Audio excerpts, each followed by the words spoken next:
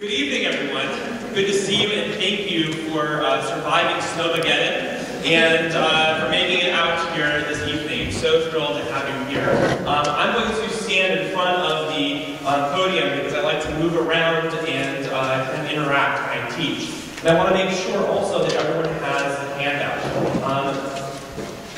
We Jews like to use texts when we study, and I like to use a lot of texts and refer to a lot of texts. When I prepared some text today, it's also going to be important that you have a pencil or a pen because there's going to be some interactive exercises. Is that okay?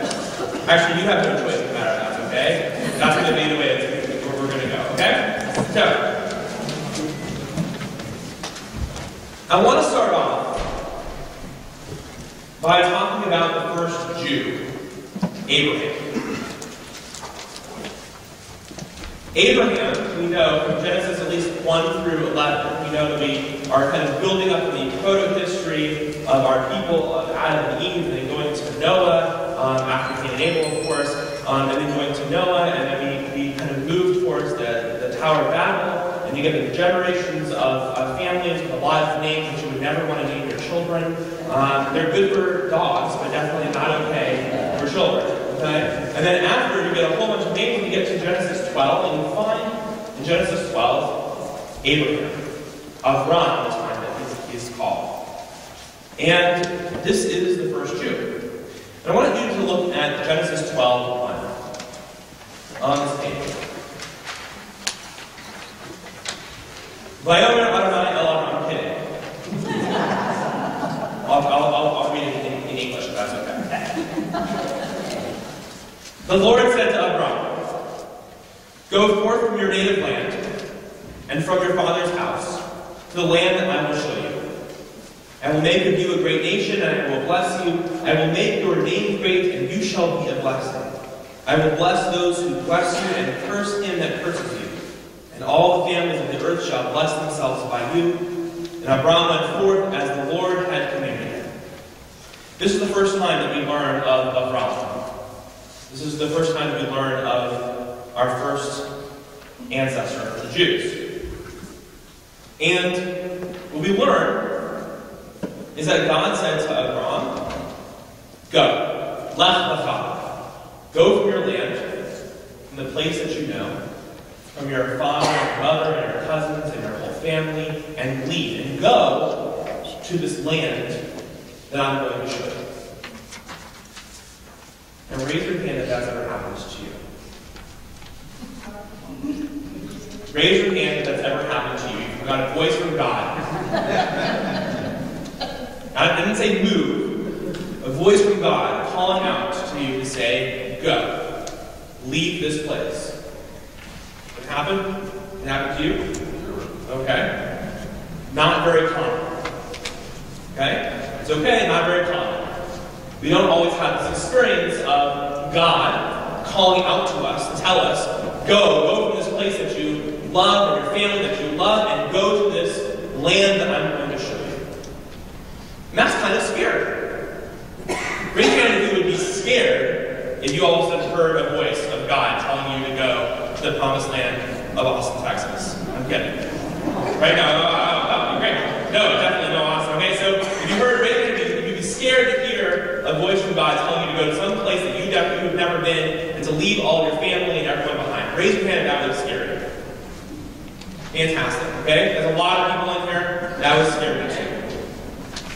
And for our rabbis, that actually scared the rabbis too. And they asked themselves, what was going on? What must have Abraham been thinking? Why did Abraham do this? Why did Abraham go along this journey, along this path? And they come up with a variety of answers. One answer that they give is that Abraham was a monotheist, and his parents and family were polytheists. Right? They were polytheistic, so they had idols. They were maybe idol worshippers. And one answer that they give, this is a very famous answer, is that Abraham actually broke the idols of his parents and said, no, I'm a monotheist, and I'm going to leave this place because I can't believe in one God while I'm surrounded by people who are believing in multiple gods. That's one solution that our rabbis give. What I want to actually show you and teach you today is another solution that our rabbis give right after that explanation in a compilation called Midrash Rabbi. The text that we're about to read, just to make sure that we date it, is around between 3 to 500 of the Common Era. Right? Common Era is the new term for AD, right? For those who do not believe in Jesus as in timing everything in terms of Jesus, you date it as Common Era versus AD. Okay? So I want to take a look at this text. It's a very difficult text. Okay? It's not easy to explain. But this is how the rabbis also understand this story. From Midrash Rabbi, Genesis 39:1. The Lord said to Abram, "Go forth." So that's just repeating the text that from the Torah in Genesis. Right? The Lord said to Abram, "Go forth." And Rabbi Isaac taught the story of Abraham can be compared to a man who is traveling from place to place when he saw a building going up in flames. And the traveler screamed out, "Where is the owner of the building? Who is going to put the flames out?" And just then, the owner of the building looked out and said, "I am the owner of the building." Similarly, Abraham, our father, wondered, is it conceivable that the world is without an owner? Now, you're probably thinking to yourself, what is the rabbi talking about? This makes no sense. That's okay. I'm going to explain. The traveler is Abraham. I gave you a little key. I want you to look at the key, and then we're going to read it again after understanding the key. The traveler is Abraham. The palace is our world. Or the building, excuse me, I said palace. The translation in Hebrew is probably palace is a better translation, but building. So scratch out palace and write for yourself a building. Okay, so the building is our world. The palace owner, or the building owner, is God. And the flames is a world that is filled with pain, with sorrow, and the flames of injustice. Okay? That's the key. The traveler, Abraham, the building is our world, the building owner is God, and the flames is the world that is filled with pain and sorrow and the flames of injustice. So let's read this text again, understanding that key. The Lord said to Abram, "Go forth." And Rabbi Isaac taught the story of Abraham can be compared to a man who is traveling from place to place when he saw a building, right? In other words, he saw our world. This man was wandering around and he saw our world and he was wondering, and he saw the world going up in flames. He saw the injustice and the pain going on in our world, and the traveler screamed out, "Where is the owner of this building? Who is going to put the flames out?" In other words, the building is in flames, the flames of injustice and wrong and pain and sorrow, and he's asking a theological question. Where is God as the world burns? Do you understand that question? Where is God with the pain and the sorrow and the injustice that's going on in our world? Where is God as the world burns?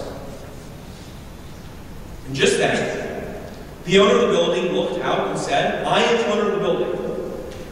Similarly, Abraham, our father, wondered, is it conceivable that the world is without an owner? Abraham, our rabbis tell us, leaves his parents' household, the place of his family origin, because he is actually asking a fundamentally theological question. Looking around the world, he sees a world of injustice, of wrong, of hatred, of violence, and he's asking himself, where is God? Where is God when all of this stuff is happening? Now, there are three answers to this question.